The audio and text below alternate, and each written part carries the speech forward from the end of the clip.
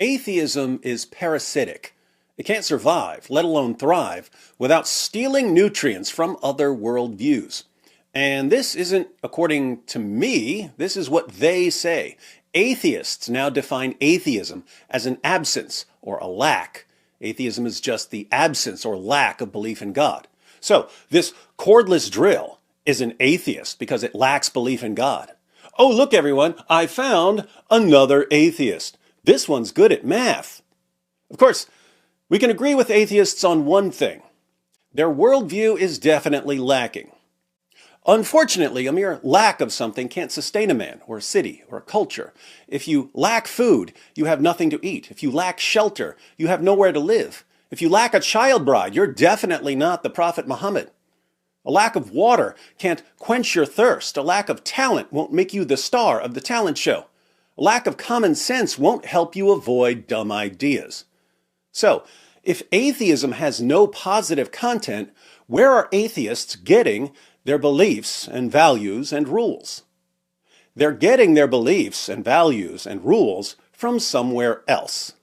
This means that, according to atheists themselves, atheism is an ideological parasite sucking the beliefs and values and rules out of other worldviews. And here we found another thing we can all agree on. Atheism certainly does suck. Christianity was just swimming along like a mighty shark through an ocean of civilizations. But the eyes of the shark are here.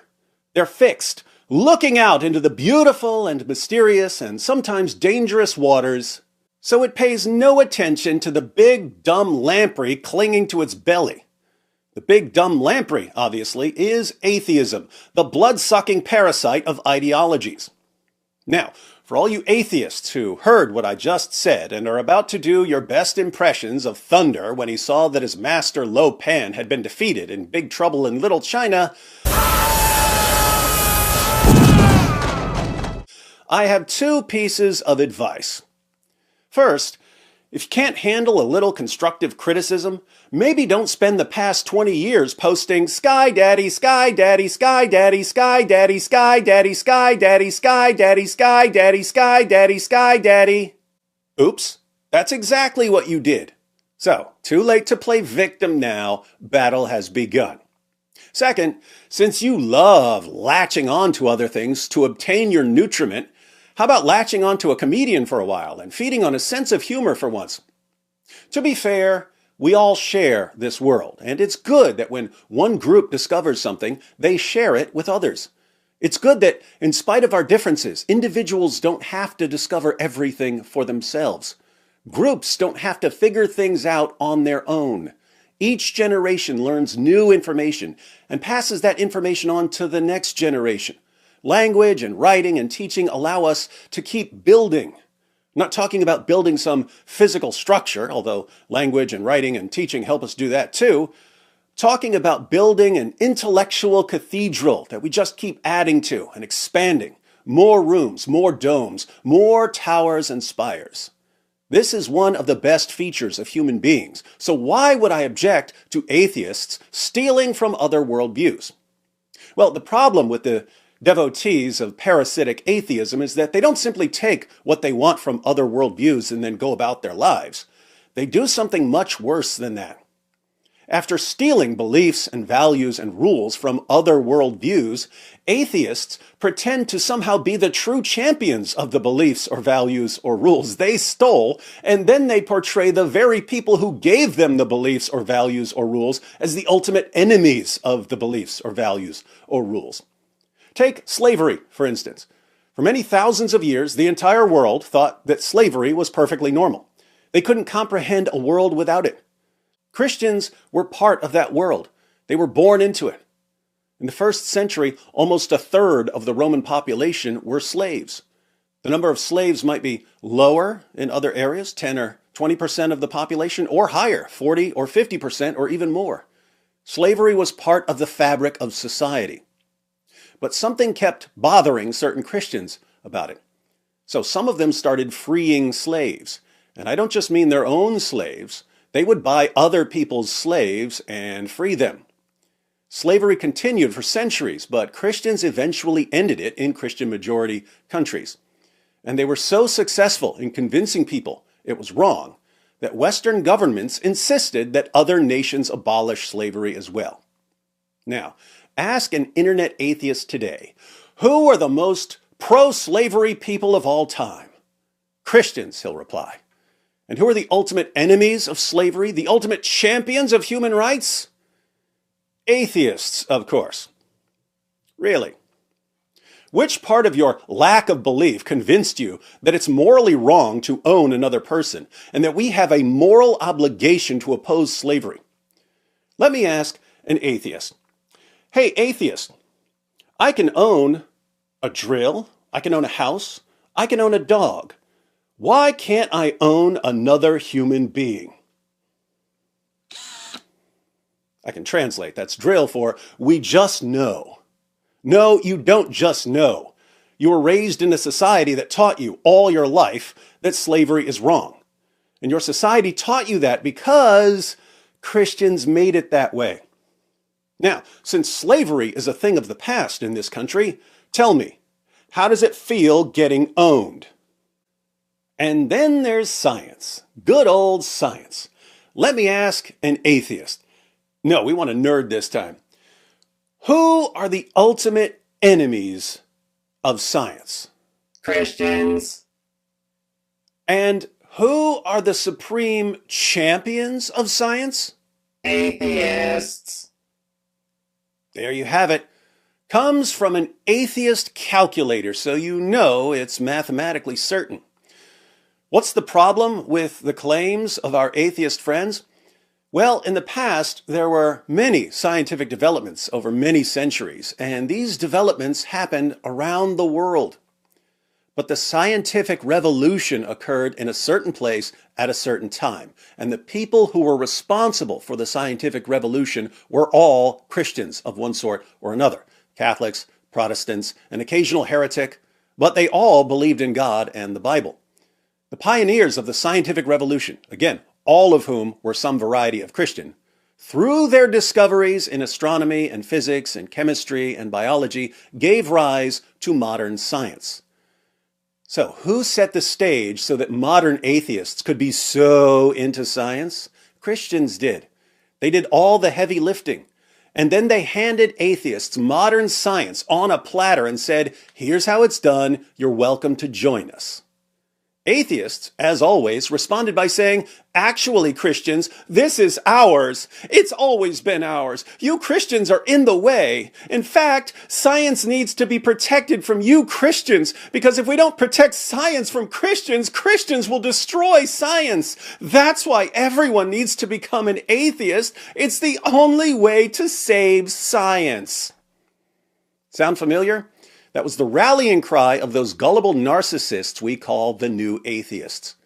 And millions of people listened to the lamprey and became atheists. Now we've had over 2 decades of the new atheism. Tell me, how has science improved and flourished over the past 20 years thanks to the new atheists? Turns out it hasn't. Things have gotten significantly worse for science. And Jordan Peterson brought this up with Richard Dawkins. Interestingly, Dawkins seemed to agree with some of what Peterson was saying. Let's watch. One of the things that I've tried to study is the preconditions for the scientific enterprise itself. You appeared to agree with Alex that there might be presumptions, axioms that need to be accepted. I don't want to put words in your mouth because I want to get this right before the scientific enterprise can begin. The preconditions for the scientific enterprise. Jordan Peterson is speaking at a somewhat scholarly level. I'll try to break this down a bit. Scientific investigation takes a lot of time, a lot of effort, sometimes a lot of money. Going back to the early days of the scientific revolution, if you're going to try to figure out a law of nature, which is going to end up being some neat little equation, that's something that might take years of your life. Before you even embark, you already have to believe certain things. You have to believe that the law of nature is there, waiting to be discovered. In order to believe that, you have to believe that you're in a universe that operates according to laws. You have to believe that you're the kind of being that's capable of figuring out the laws of nature. A mouse can't do it. A gorilla can't do it, but you can. You have to believe that or you wouldn't bother trying. And you have to believe that discovering the law is good, that understanding the universe is good. These are the kinds of beliefs that need to be in place before science as a serious enterprise can get started. I've tried to think those through. So let me lay out a couple of them. This is partly what I've done while trying to make the case, for example, that you're more of a Christian than you think you are. So, for example, how perfect is the grin on Dawkins' face when Peterson says he's more of a Christian than he thinks he is? Dawkins is thinking, are you serious? I don't believe in God or the virgin birth or the resurrection or heaven. How am I more of a Christian than I realize? But Peterson is referring to preconditions of science that make way more sense with Christianity as a foundation than they do with atheism as a foundation. And of course, since atheism is a mere lack, as our atheist friends assure us, it couldn't possibly be a foundation for anything. Now, for some of these preconditions. I think that the scientific enterprise is motivated by the axiomatic presumption that truth tends towards a unity. I think that it's predicated on the notion that there is a logical order that's intrinsic to the cosmos, that fundamental order is good, that it's intelligible to human beings, and that discovering that order and aligning ourselves with it makes for life more abundant. I'm not sure exactly what he means by truth tending towards a unity, because there are multiple things in the philosophy of science that have to do with a unity of science. As an example of what he might be referring to, suppose I drop this drill. It's going to fall. See? How did I know it would fall? Well, I've seen things fall a lot in my life, and I assume that the way things have worked throughout my life is the way things are going to work now. There's a unity there. This particular kind of unity is called the uniformity of nature. But that's not something we really discover. It's something we take for granted. So maybe he means something like this. I can drop this calculator, and it will do the same thing the drill did. They're completely different things, and yet they follow the same neat little equation. I can go to the window and look at the moon. It's in orbit, so it has a different kind of motion than just falling. But why doesn't the moon fly off into space? Oddly enough, the exact same law that causes the drill and the calculator to fall keeps the moon from flying off into space. What seem like completely different things are actually following the same law. So you look around and you see endless diversity. Everything is different from everything else. And yet there's an underlying unity that you can discover through science. That's one kind of unity that science tends towards. There are more.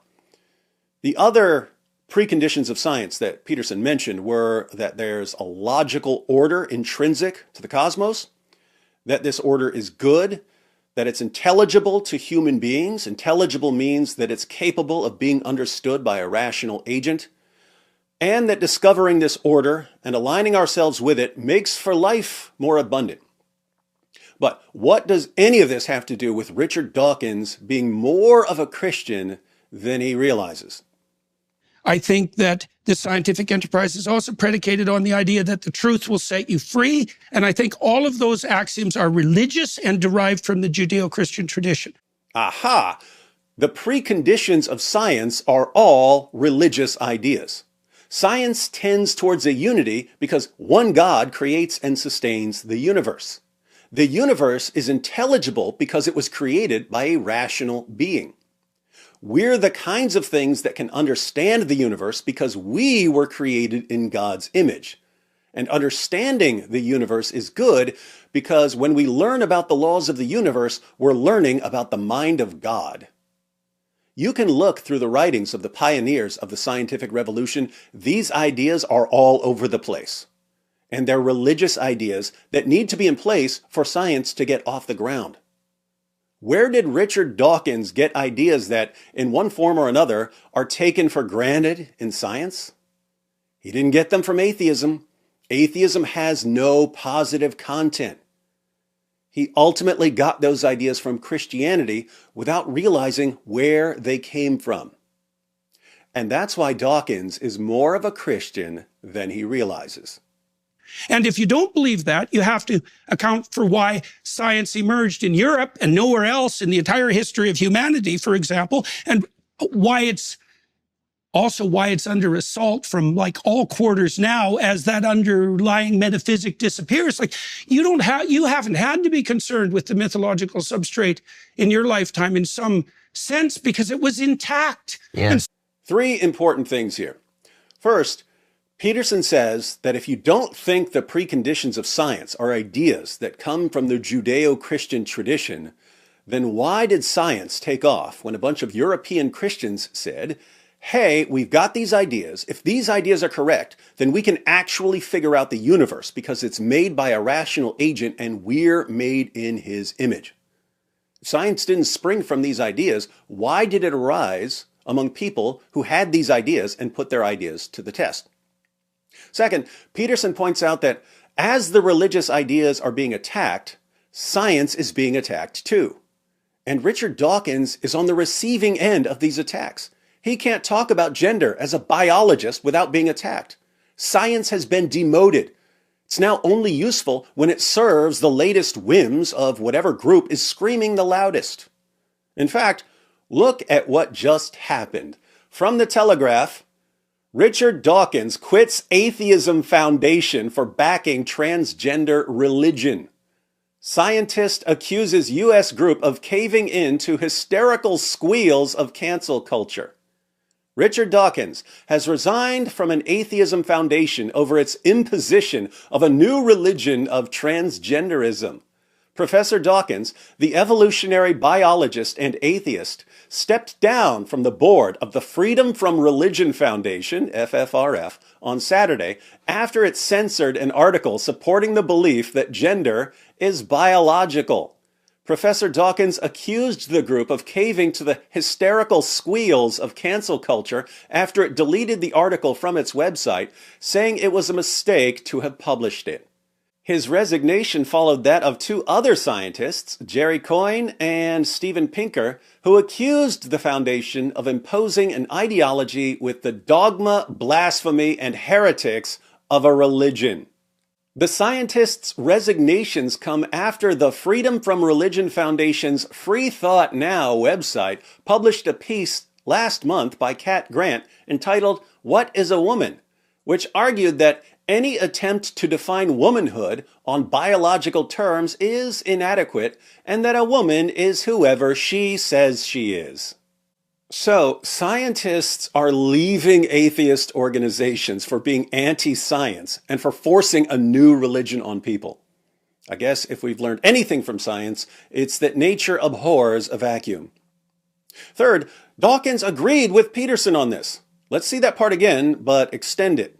You haven't had to be concerned with the mythological substrate in your lifetime in some sense because it was intact. Yeah. And so the universities could flourish and you had your freedom, remarkable freedom to pursue your scientific enterprise wherever you wanted. And people lauded you for it. Like that time is threatened, and seriously so.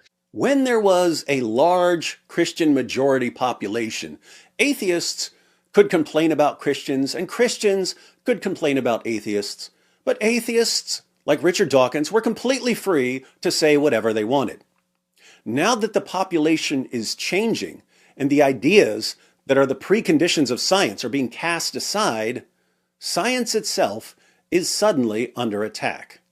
And I think it's partly because these metaphysical assumptions have now become questionable, and that's part of the reason that I'm attending to them. It's not because I don't admire the accuracy of quantum prediction, for example, or celebrate what Musk is doing with his capability of sending rockets to Mars. It's like more power to the technological enterprise. But you know what's happening in the universities? It's awful. And Jordan Peterson speaks from experience here. What happened when Peterson shared his thoughts with our brave new world? The College of Psychologists of Ontario said he has to go to re-education camp or he can't practice psychology. Psychologists, evolutionary biologists, they're finding out that other people now decide what they're allowed to say, even about science, and that the people who decide what they're allowed to say are, again, whatever group screams the loudest. So, are we getting closer to the scientific utopia that the new atheists were looking forward to? Or is science, stripped of its foundations, being forced to bow to the whims of the mob? And that's not a scientific problem. It's okay. I agree about that. Okay. I think it's an interesting question why science emerged in Europe. I mean, and I'm not enough of a historian to know. It is even possible that Christianity did have something to do with that, and I wouldn't categorically deny that. Acknowledging that you don't know and haven't studied enough to comment is a good step forward. We can only hope that some of Dawkins' followers will learn something from this glimpse of intellectual humility. Will they? Of course not. The Dawkins drones never learn anything. But that doesn't in any way increase my trust in the validity of Christian propositions like the resurrection, the virgin birth, the miracles, and Jesus is the Son of God. Perfectly fair point. You can recognize various accomplishments of Christians and even believe that some Christian ideas may have had a positive impact without believing in Christianity as a whole or in particular Christian doctrines like the virgin birth or the resurrection. Christianity may have had some kind of historical facilitating effect that led to the Renaissance, that led to the scientific revolution. And that would be a very interesting historical analysis, but it doesn't bear upon the truth of the propositions of the Christian religion. It doesn't bear upon the truth of the propositions of the Christian religion. Well, some of the propositions of the Christian religion, as Jordan Peterson pointed out, are religious ideas that are the preconditions of science. So some ideas of Christianity have massive scientific confirmation. You can say, well, the fact that Christianity got these ideas right doesn't mean that they got other things right, and that's true. But the ideas that Christianity got right were derived from Christian theology, so I wouldn't say that getting these big ideas right has no bearing on whether Christianity got other ideas right. I would say, yes, getting certain ideas right doesn't mean you got other things right. But if Christianity got these big ideas right, you might want to take a closer look at some of these other ideas because they're all connected in Christianity. I would also say that since the preconditions of science are religious ideas, and these ideas make absolutely no sense on a foundation of atheism, which again can't be a foundation for anything, maybe now would be a good time for atheists to stop pretending that they're the champions of science and that Christians are enemies of science. Atheism didn't produce these ideas. Atheism is parasitic. It latched on to Christianity, became energized by feeding on some brilliant ideas of Christians, and then attacked Christianity. Unfortunately, as atheism was sucking the blood out of Christianity, it didn't manage to absorb a single drop of gratitude. Now, if you're an atheist and you're thinking, well, I've never acted like atheists are the heroes and guardians of science, and I'm quite thankful to Christians or other people who've helped improve the world, congratulations. I'm not talking about you. I don't know any official statistics here. Perhaps most atheists aren't like the atheists who are constantly bragging about being the saviors of science and reason.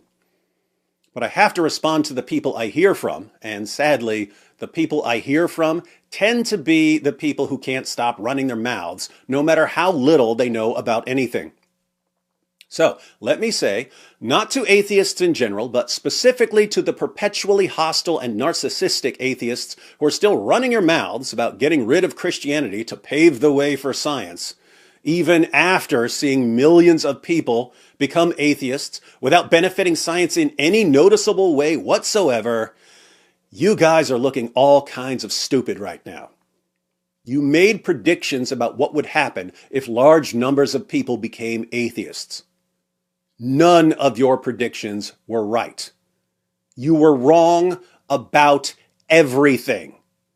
Your position has been massively disconfirmed by reality, which means that if you continue pretending that clearing Christianity out of the way and winning converts to atheism will somehow pave the way for a scientific utopia, we'll have to regard you as the champions, not of science, but of pseudoscience.